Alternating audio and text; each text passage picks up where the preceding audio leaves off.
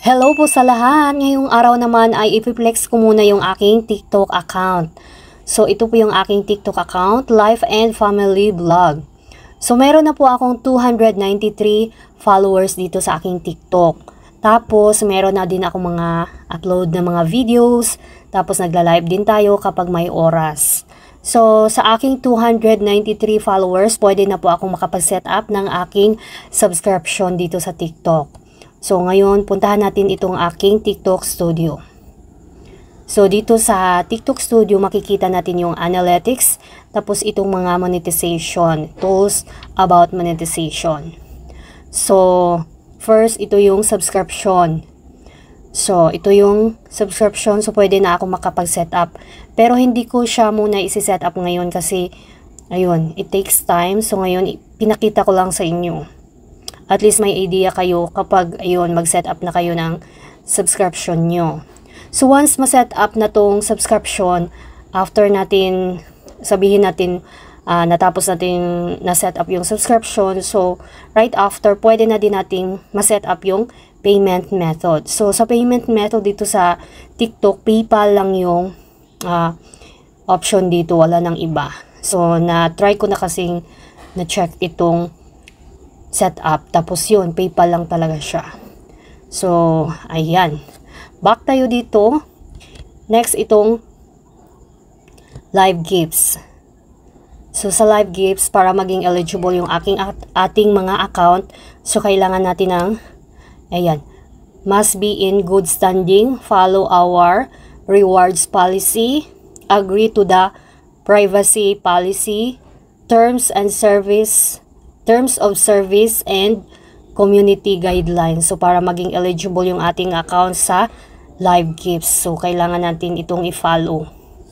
Tapos after dito is yung creator marketplace. So itong creator marketplace, ito yung paid partnership. So pwede natin check dito yung eligibility. So ito, be at least 18 years old, have 10,000 real followers or more. So, dapat makaabot tayo ng 10,000 followers or more pa talaga. Have posted 3 videos or more in the last 30 days. Have 1,000 real video views or more in the last 30 days. Make sure your content follows our community guidelines and branded content policy. So, ito yung mga dapat natin gawin. So, para maging eligible yung ating account. Nang sa ganun, ma-qualified yung ating account sa monetization for paid partnership. Tapos, after paid partnership naman, itong video gifts. So, check natin itong ano po yung mga kailangan kapag gusto nating ma-monetize sa video gifts. So, ito na siya.